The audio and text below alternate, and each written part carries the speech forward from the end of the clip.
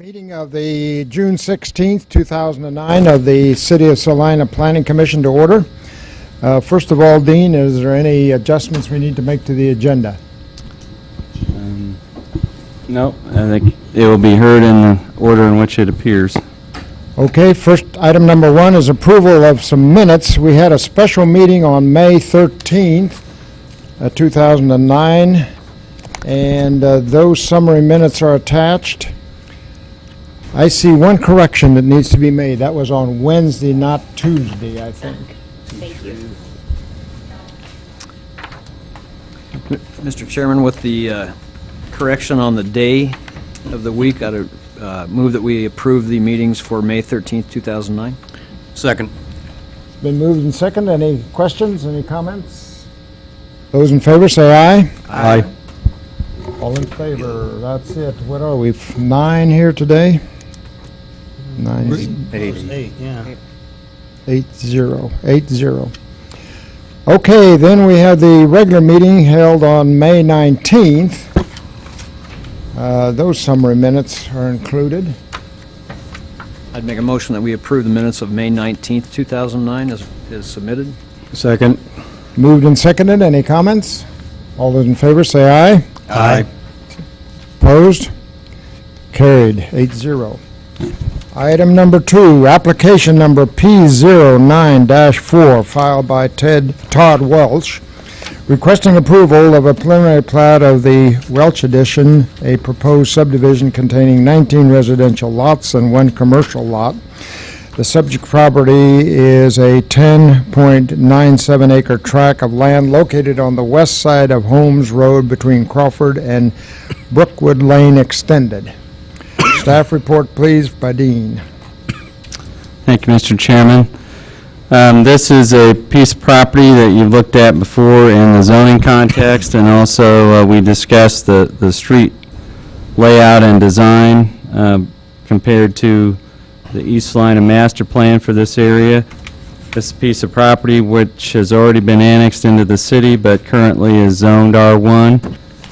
You made a recommendation on April the 7th to rezone this property to R1, single family in the northern portion, and planned neighborhood commercial down at the lower portion there, which can't quite see all the way to Crawford, but takes you down to Crawford. And the deed for this property indicated that it was 9.97 acres, but when the surveyors surveyed and laid it out, determined it was 10.97 acres, and that acreage includes going to the center line of Crawford.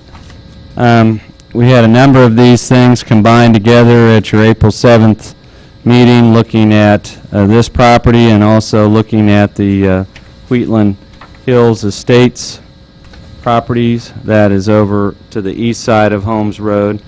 And you agreed at that time to say that you were willing to make a conscious deviation for street layout here to allow Brookwood to come over straight and Holmes Road to go in a 90-degree fashion. I don't know, you have the master plan, Dustin. This was a point of discussion that, and again, this is conceptual and not written in stone, but the conceptual layout for the Holmes Road and Brookwood was to have the curve there starting just at the northeast corner of Mr. Welch's property and having Brookwood start to curve upwards. And again, this was done not ignoring property lines, but just looking at, from the land planning standpoint, the most desirable layout. So when this was adopted by the City Commission in 2004, they advised staff that they wanted development proposals to be reviewed in the context of this plan, and you on April 7th agreed that this was not written in stone and that you would entertain a plat that had the 90-degree alignment. You also agreed at that time that because of the importance and sensitive nature of Holmes Road, the fact that it's one of the first gravel roads that is being redeveloped as a city street, that City of Salina should take the lead on the design and developing cost estimates and cost-sharing mechanisms for that street. Having those things decided, the property owner and their engineers back before you with a preliminary plat design. There's a few changes on the preliminary plat drawing on the screen compared to what you have in your packets, and part of that is that what you have on the screen addresses the drainage plan for the south commercial piece in greater detail than what we'd had before. But you're talking about a sloped piece of ground, and basically the commercial piece and the south end of that cul-de-sac there, that slopes towards the south and east towards the Crawford Homes intersection. North of that, the ground basically slopes from south to north. There are no floodplain areas here or anything that would be an impediment to development once Holmes Road is able to provide proper access to the first access street there in the subdivision.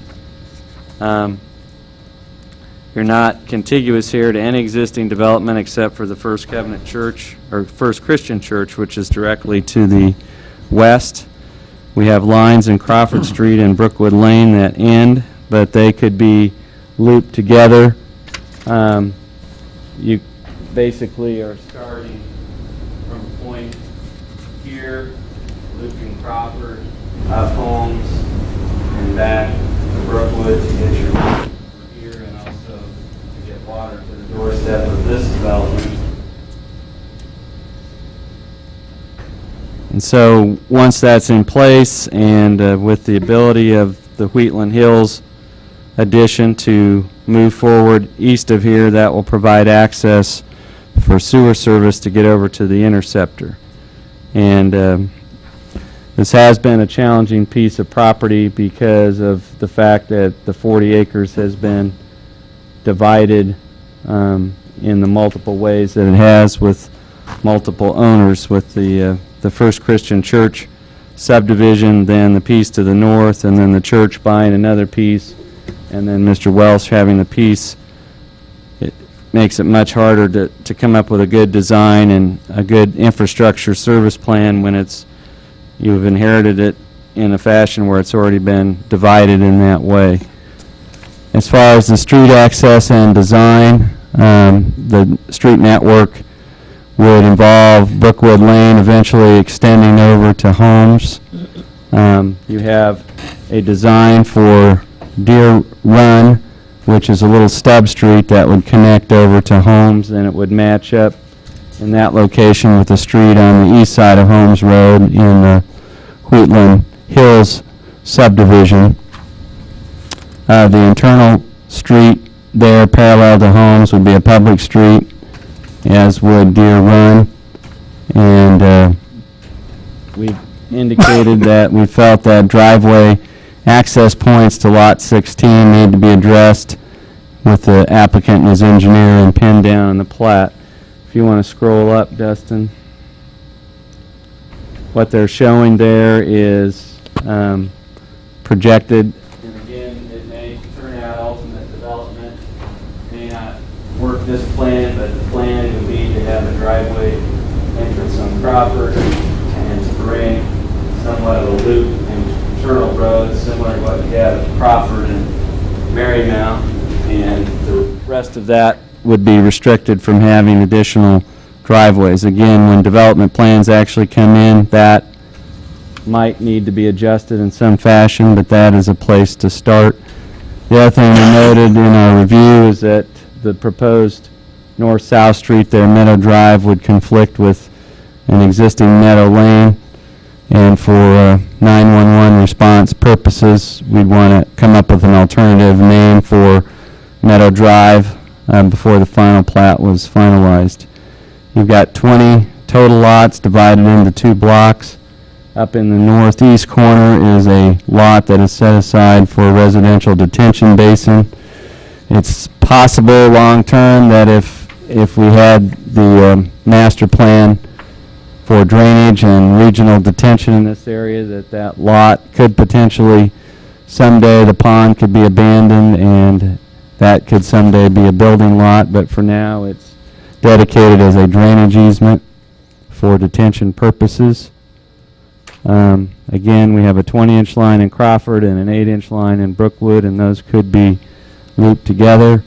And the sewer will need to go from this location across Wheatland Hills, and that will require coordination in the layout and design, not only there, but also, I think we have, Dustin, the slide for the overall sewer master plan. And the difference here is that the original plan is a pump station here that would be abandoned and allow for this area here north of the addition here. Originally the thought was that it would go on to the north, but it has been shown to be feasible to bring it on over this way, bring it down, and it wouldn't cross necessarily here, it would cross farther up. But the depths here and the connection point here has to work backwards so that you get the right slope to drain all the way from there. So that layout and serving everything from west back to east can work, but there's going to have to be coordination in the layout and design and the depths of that sewer from the pump station all the way over to the interceptor.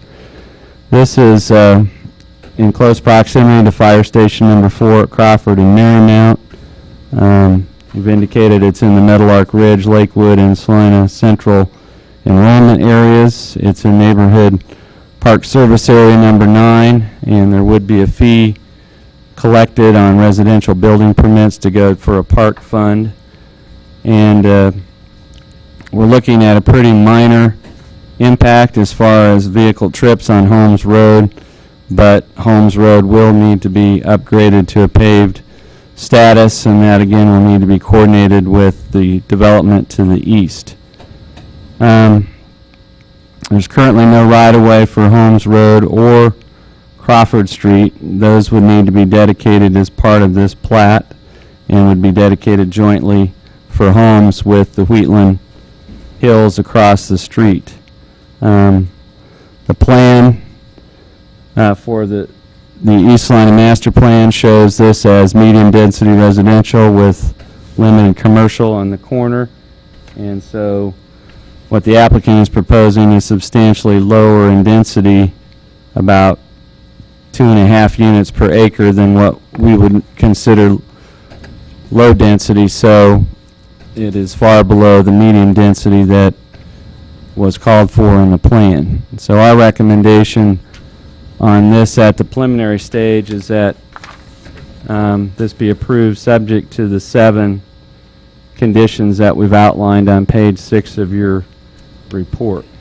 And I think, again, the important parts of this is that the coordination occur between the design here and the design east of Holmes Road in order to get the sewer solution that would not only serve the property that's east of Holmes, but this property, and getting that sewer service all the way back to the west so that the property northwest of the First Christian Church can also be served by that same system.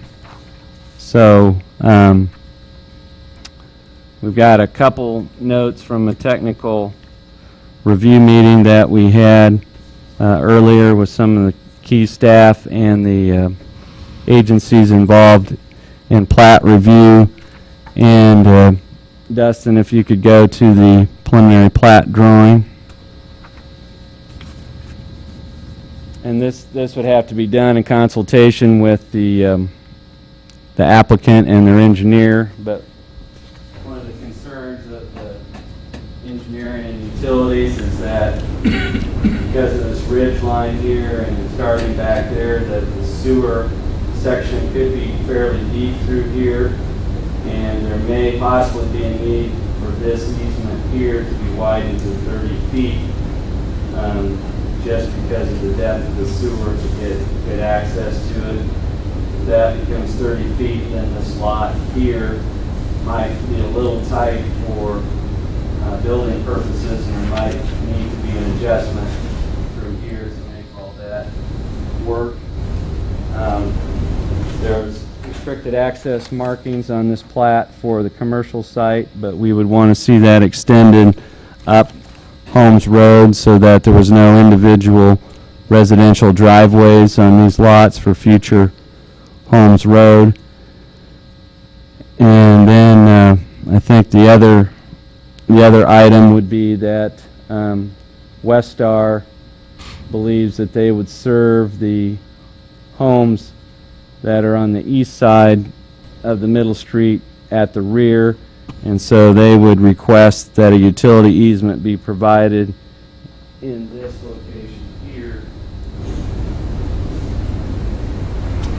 on Holmes Road. That's probably where they would put their green transformer boxes, and the power they would prefer to be in the rear there and not in the front. So those are some items that will need to be fleshed out a little bit. The width of the sewer easement there at the end of the cul-de-sac, that's going to have to be done in coordination with the design engineer, Mr. Earls, and our utilities and engineering staff about what that final width would need to be. But if it is 30 feet, then those lots may need to be adjusted slightly just to accommodate that width.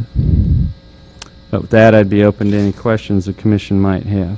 Okay, thank you, Dean. Any questions of staff? You made a point that driveway access to lot 16, that was just what you were mentioning about the... Right. On the version or the drawing that you have in your packet doesn't have any of that information, and so the drawing that's up here reflects their best efforts at this is the proposed location for a detention basin that would be located in this corner and then discharge down here. So for access purposes, they're looking at a loop, something along those lines. Again, the developer wouldn't really know till he had prospects there, but that is their best effort to plan how that would get access. And it's important when you're talking about arterial and collector streets to try to limit access up front, and then if there's any changes, then those can be reviewed when you know what the use is. Do you not reflect access restrictions on a plat like this in the vicinity of the Crawford Holmes intersection?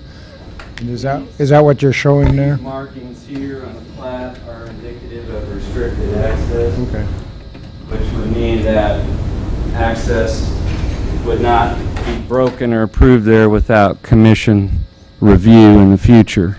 Good. And we've suggested the same up along, those markings extend all the way up to Brookwood, because we would want the driveway access for those residential lots to be not from homes, but from the interior residential street.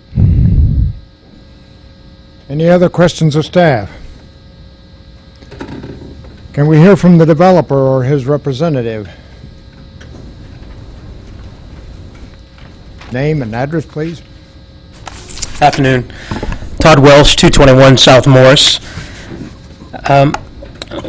We don't have any concerns with the modifications that Dean is mentioning here. Some of them, again, we think are probably make sense with water lines, and we realize that that piece is going to be extremely deep of 25 feet, but we're trying to meet, again, for the additional 8 acres for 4 or 5 years down the road, when that develops, that we have proper drainage through our sewer system, and it just has to be that deep.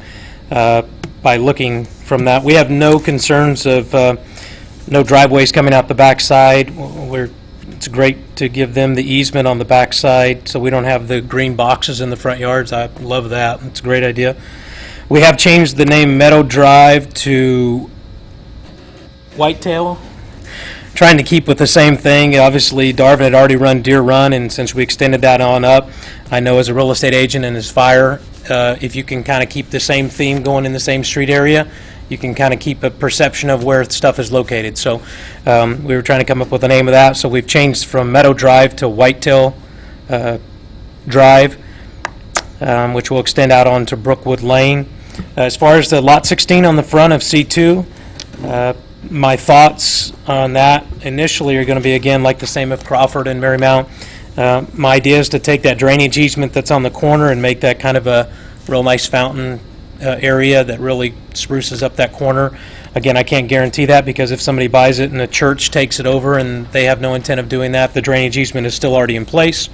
But I don't really have any control over how that would be developed. That's kind of the way, if I ended up developing it, I would see that as small offices along the back with a nice drive entering off of the designated areas that are currently in place.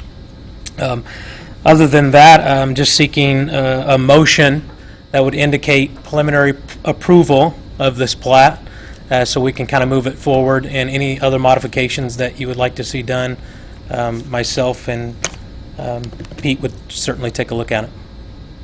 Any questions? Any questions of Mr. Welch? I just have a quick one. Do you have any, have you talked to like the bus system, if there's going to be a bus route out there and bring it all around? We were discussing there was no bus route up on the hills anywhere. Bus route for 305 or for the city of Salina bus route? No, but just the city go. Oh, I was just out of curiosity. no, again, great idea. I mean, I have not even, I'm trying to get sewer in 25 feet right now. The bus route is really not, I mean, it could be a nice concern, but I'd rather get the toilets to flush right now than the city go bus headed Wanna go there, someplace but else. point well taken. I'm sure that the city and the commissioners at that time, being when the developer is there, obviously will be able to loop that around in Brookwood. Hopefully they would do that. That'd be a great Okay. asset. Any other questions? Any other questions of Mr. Welch? Great, thank you. Thank you. Anyone in the audience want to speak to this issue? If not, we'll bring it back to the bench for more discussion and possible action. I move approval of application PO 9-4 with the 7 stipulations under the staff recommendations. I'll second that. Oh, sorry. A move, a motion and a second. Any further questions? All those in favor say aye. Aye. Opposed? Passed 8-0. Go flush them Go ahead and toilets. worry about your sewer now. Right. Mr. Chairman, I need to abstain from this next item. Well, okay. Okay. You're excused. Item number 3, application number CU09-5 filed by Jenny Johnson requesting approval of a conditional use permit to establish and operate a group care home in an R single-family residential district. The subject property is legally described as Lot 14, Block 2 of the Country Club Estates, Edition Number 4 to the City of Salina, Saline County, Kansas, also known as 113 North Presley Drive. Dean, your report. Thank you, Mr. Chairman. Sometimes in a case like this, we are dealing with an operator who is looking to expand an existing daycare. This is a proposal to open a daycare at this location and to open it with the group daycare home strategy. And the strategy is that you can have up to 12 children in an occupied dwelling under the age of 16, but it does require you under the state's regulations that you have an outside assistant to assist you due to the ratio of caregivers to number of children. So the primary difference here is that in a group daycare setting, you're generally going to have an operator and some assistant that's either a family member or is coming from off-site to assist with the care. And again, as far as the sanitation and the qualifications of workers and sanitation inside the home, etc., that is addressed by the Saline County Salina Health Department, does that locally. Your role and the planning department's role is to look at the suitability of the site and the impact on neighbors of adding a daycare with up to 12 children. So this hearing process allows adjacent property owners in the neighborhood to be notified of the use and to comment and ask questions and express any concerns that they have. This particular location is on Presley Drive, and it's just south of Argonne there, and you can see that is just south of Country Club Road, so it's in the interior of an established residential neighborhood. We have a lot that's over 10,000 feet in size, so it's a very generously sized lot. All of the setbacks on the property are in conformance, and with a rear yard setback of 49 feet, it has a very generous sized rear yard. The applicant's proposing to add an additional daycare operation to this neighborhood. I believe that just a few years ago, actually last year about this time, 2008, you reviewed a group daycare home proposal on Douglas Avenue, that is, or Douglas Drive, 2 blocks to the west. There are no plans to make any changes to the house. The existing off-street parking will be utilized, and it's a double-wide drive and double-car garage. We don't see a concentration or changes to the house here that would result in any impact or domination of the neighborhood. And the parking situation appears to be adequate both for this provider, and again, we wanted to emphasize that when you do approve a conditional use permit, you're saying that the location itself and the property is a suitable location, so you're giving the permit for the property and not a particular applicant. But we think the conditions of this property would work for this operator and any future operator, so our recommendation would be to approve this application subject to the 2 conditions we noted on page 4. And I don't know, Dustin, did you receive any comments from any neighboring property owners? No, we did not receive any comment. Okay, we did our standard notice to the neighborhood, but we didn't receive any feedback. Any questions of Dean? Staff? This is a public hearing, and therefore the public is invited to comment on this item. Anybody in public want to comment? If not, we'll now hear from the applicant. Hello. Just requesting... Your name and... Oh, sorry, Jenny Johnson, Your address? 113 North Presley. You live here, okay. This is something that my sister-in-law and I decided to do, is start a home daycare. We looked into it and was interested in the group home daycare, and so I'm just requesting approval of the conditional use permit so that we can go ahead and get started. Any questions of Mrs. Johnson?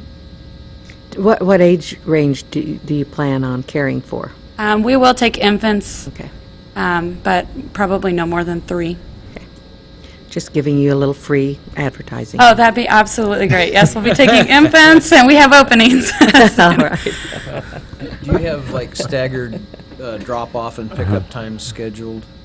No, it'll just kind of depend on the needs of our parents. We're going to be open from like 7 a.m. in the morning till 6 p.m. in the afternoon, but we'll also be flexible with their time frames. If a family has late hours or something, then we'll be flexible with that. So no, we won't have to any kind of scheduled drop-off pickup time. It'll be just depending on what they... Are you open their- 5 days a week? Mhm. Not Saturday and Sunday? Not Saturday and Sunday, right? Okay. Do you have a special location, like just the basement itself? No, I'm probably going to use the majority of my house, but the basement will be mainly the play area, but obviously we'll use the kitchen and the dining area upstairs for cooking lunch, and then we'll be outside in our play area quite a bit too. The playground area looks very attractive in the backyard, and if, you know, I wish you well with this, and certainly daycare is necessary and needed in our community. Yes, We're seeing yes. that. And I know that there are several in our area, so I know that we live in a neighborhood that there's a lot of a lot of families, so I was hoping that it will provide a. Do you wish to start with 12, or is that just a maximum? We could get number? there, absolutely, yes. Yeah, we'll see how it goes. We each have one child that will be of our own that'll be in the daycare, but we can take 10 more.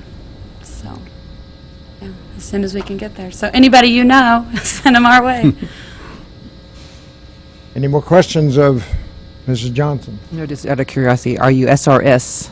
We will be. I haven't really pursued much more than this. This is the first step, and I've kind of checked in a couple other things, but I haven't, but we will be. Okay. Okay. Any other questions? Thank you very much. Thank you. Dean, she mentioned she doesn't have the SRS permit yet. Is this subject to that? Is that part of the... No, that is just how that's how they choose to operate in relation to Just a whole nother issue? Yes.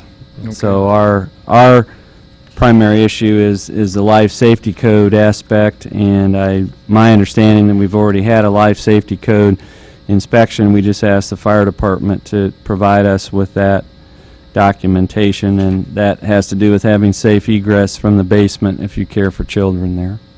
Okay. I would make a motion. Go ahead. We approve application CU 09-5 as filed by Mrs. Johnson for the purpose of daycare preliminary approval. I'd second that. Can I ask one question? You want to include the staff recommendation items as part of your motion? Yes. Seconder? Yes. We have a motion and a second. Any further questions or comments? All those in favor say aye. Aye. Opposed? Carries 7-0. Thank you very much. Good luck. Other matters? Other matters, we will have a meeting after the 4th of July, that first meeting there.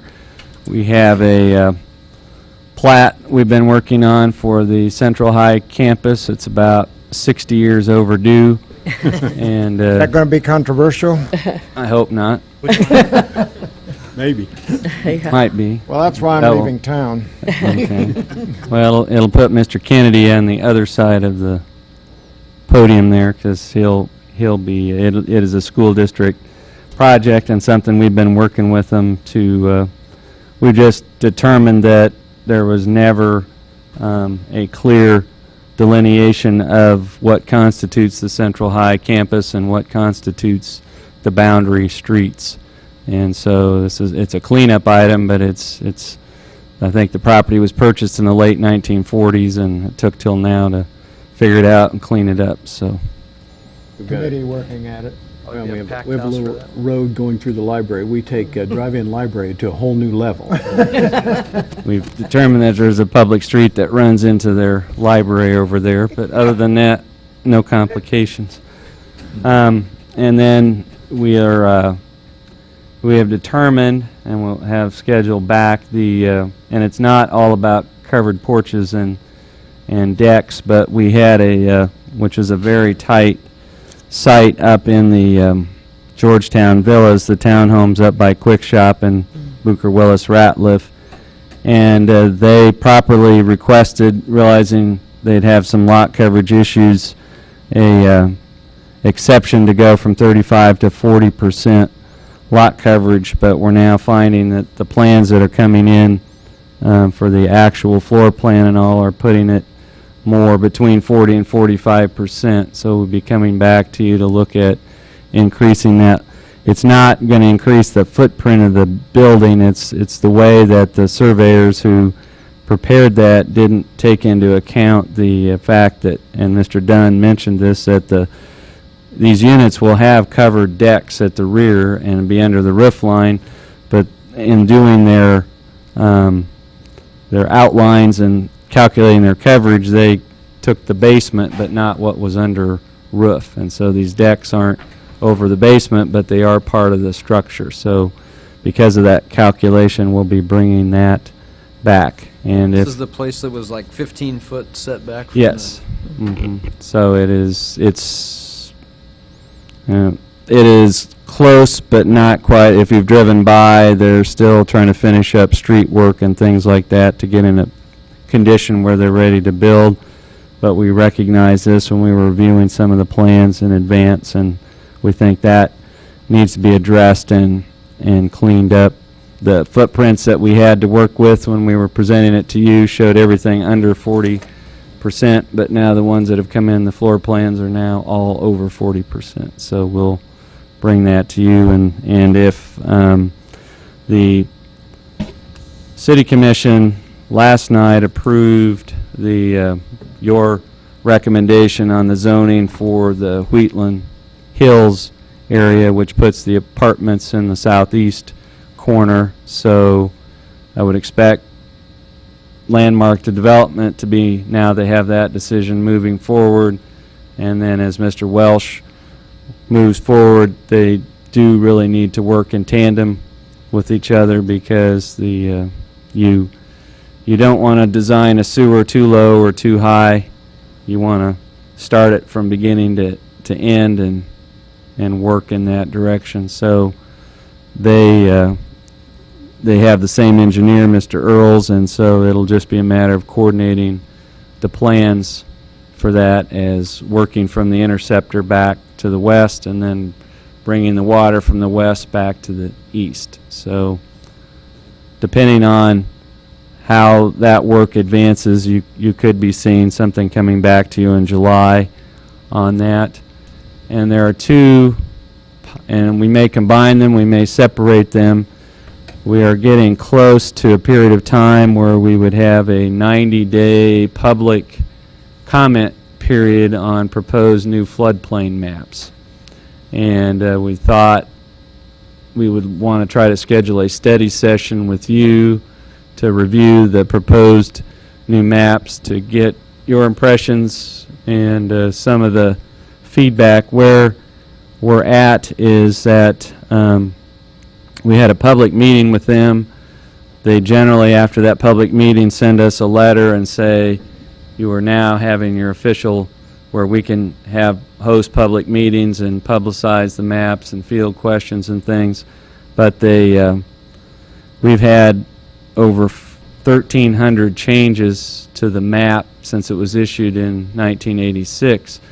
And what they promised us was that they would take all those changes, inventory them, and revalidate the changes that would still stand under the new map. What we found is that they, in their inventory, had about 40% of the total number of changes that we had. So that's delaying that while they digest that. But if you're a realtor like Mr. Householder and you're listing a house or you're listing a property, and you're going to be getting two questions: is it in the floodplain now? What about 3 years from now when the new maps become official? Is it going to be in then? So this opportunity to educate you, to get questions, from your experience as planning commissioners, if there's areas that you question why they would be included. We've been working with Mr. Kennedy in the school district to get South High officially removed from the floodplain. On the new maps, it will be removed, but officially it's not out till the new maps become official. But there's some who are out now that will be rolled in, and so we're going to try to address that as best we can. But we think in July we'd like to have a study session with you on that, and then maybe get some of Mr. Bankston's times for just a refresher on procedural do's and don'ts for commissioners in different cases. So I understand you're not going to be here after the 4th of July, that first meeting. I'm going to be gone the 7th. Okay, so we may do one on the 7th and maybe do floodplain on the 21st. But we're going to try in July to have a couple study sessions and get people up to speed on the floodplain maps. Let you digest those.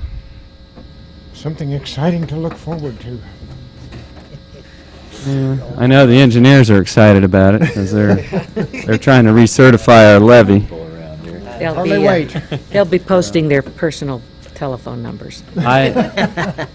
Dan's gone through that in Overland Park a little bit, but some of the conversations I've had with other communities when the maps come out, you'd probably be happy if we don't give people your telephone numbers. So Yeah, we had full-time staff that's all they did was field phone calls and deal with that for actually years. I went back and talked to them 2 weeks ago, and they were still dealing with one of them. So there's it's a long process. Well, if you've got a mortgage on a piece of property and you're not paying flood insurance today as part of your mortgage, but your property gets rolled in on the new map, you're going to get a letter from your banker that says we're going to give you X number of days to purchase flood insurance, or we'll put it on for you, and that tends to get people's attention because they're budgeting, they're planning, they know what their mortgage payments are, and when you tack flood insurance onto a mortgage payment, it touches people's lives. And Why has it changed?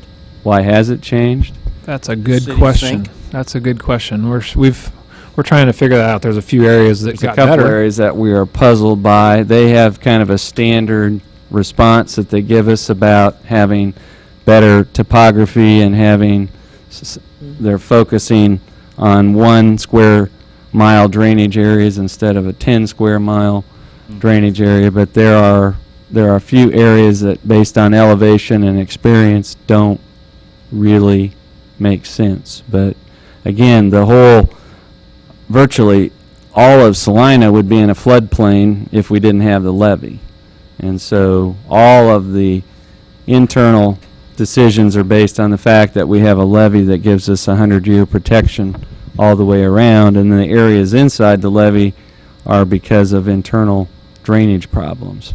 And so supposedly they've told us that the maps can still be changed, but we have to demonstrate that we have better data than they had when they produced the maps. And so that's where these engineers come in and see what kind of information they can come up with that might refute that. But Yeah, we're trying to get some help now to help to review some of the key areas. Critical drainage area number 1 is one of them, and then the area around Wayne and Quincy to Ohio, basically, is another What was the one. first one you said? Critical drainage area number 1. that's really bordered by Cloud, Ohio, and Crawford, that whole area in there. Yeah, And the we kind of- have hundreds and hundreds of properties just in that area that were removed from the floodplain by map changes, and a lot of them are rolled back in. And the other thing they've done is change some of the base flood elevations or their projected elevations. So I have a lot. The 100-year elevation was calculated to be 1226 above sea level, and now they're saying a 100-year flood will rise to 1227. All of a sudden, my 1226 isn't good enough anymore, and you can't really raise your house once it's built. So we need to look at those elevations and what those are based on. So, Where does our role as a planning commission fit into all this? well, the City of Salina is a participant in the National Flood Insurance Program. As such, we have a set of floodplain regulations that we administer through the zoning ordinance, and we're to review and regulate areas, and then you are to exercise, and it hasn't happened too often, but you have discretion to say this area is too flood prone to be developable, or even within a subdivision you would have the discretion to say, well, we think this portion and this portion should be platted lots, but this portion over here, because it's flood prone, should be left as open space. You know, we had the one that you saw up there on North Fifth Street, where basically right next to Fifth that was developable, but you get on the other side of Mulberry Creek, that should just be off limits. And so that would come up in that side. The other side of it is if you're in the floodplain and you build a house, you can't have a basement. And so, or a business for that matter. So it comes into play with minimum elevations for elevating structures, whether you can have a basement, reviewing subdivisions. We had one back about 10 years ago, was the area that's just east of the First Southern Baptist Church on the south side of Magnolia, at the time, it was a very wet period, and the groundwater table in that area was about 6 feet from the surface. And they were talking about a subdivision where they wanted to have basements. So there was a lot of discussion there. If you dig an 8-foot basement into a 6-foot groundwater table, you're going to have problems. So the Planning Commission worked through a lot of those issues, and basically what was determined was they could have basements, but they couldn't be deeper than 6 feet. And so there are things like that that will come up when you review subdivisions where the floodplain regulations come into play. In terms of the floodplain map, though, does the suggestion to change any of these based on data, does that start at the Planning Commission? It can, yes. I mean, if you look at the map and you are concerned or puzzled by a particular area based on your experience or your residency here, and you say, we think you should focus on, that doesn't make sense to me why that would be floodplain, we'd like that kind of feedback. So that's part of what the study session would be. Dean, you mentioned something too. You said internal drainage is one of the causes of reevaluation of an area. Mm-hmm. Is there some things that can be looked at as far as our internal drainage system not at the standard it needs to be today, and can that be evaluated? Well, and part of it, Dan can speak to that a little bit. Part of what they did in the remapping, they did not completely re-steady the community, but we had them re-steady 3 things. We had them steady the ditch that runs along the south side of Central Mall. We had them steady the old cutoff channel that goes through the middle of town, and we had them steady part of what we call the 2nd Street slough that runs under 2nd Street and drains into the old river by the YMCA. And in all 3 of those areas, they actually squeezed down and reduced some of the floodplain, but in areas that they didn't study in more detail, some of the floodplain areas grew. Yeah. And the other thing that we have to look at is some things that we did, like reversing the flow of water around Magnolia and Ohio to go to the Knox Sand Pit ditch instead of north. And so we need to make sure that they took some of the improvements that have been made into account when they did the maps, and that's our job is to look at that. But I think part of it would be have you review the maps. If you are puzzled by why an area is in and we can't explain why it's in, then that's probably a good place to start for areas that we should focus on. In answer to Ken's question a little bit too, our drainage criteria is different for the critical drainage areas, but realistically we should maybe have a policy for the whole city, because you can look at 10 and 25-year storms, but basically the FEMA maps are for the 100-year storm, so there's no reason we shouldn't look at that as well, I think. I mean, it's harder to look at, has some consequences, but eventually if somebody buys a house and they get flooded, they're going to wonder why we didn't look at it. And so I feel like that's something that for our drainage criteria we should look at. You pipe the 10-year, you hold the 25-year, but what's the 100-year do? You have to figure that out before you can build a house. And we're doing that in some areas, and we have good engineers that do that sometimes, but we need to probably require it all the time. Yeah, and we try to bring that to your attention, but that's the other part of it was I buy this new house in this area and it floods, and then they say, well, what was the Planning Commission thinking when they approved housing in this area? Hopefully we're giving you good information when you're making those decisions. But that we do try to identify that whenever we're doing it. Like this last one that was on the agenda is not near. It's a ridge. It doesn't have any floodplain on it. Should be no issues at all. But there are areas that are next to streams or at the low end or things like that where you have to look at it a little more carefully. Elevations or basements or putting certain portions of it off limits. So Yeah, Todd's at the top of the hill on his, but majority of Salina's at the bottom. right. And his other plat over there by Presbyterian Manor gets a lot of water. He's at the bottom he's there, still sure. working on that one. So we'll try to focus on July and get some things put together for a steady session. Okay, if not, we're adjourned. Well, I thought we were going to make it by 4 minutes, so we were... Yeah. Now we can at least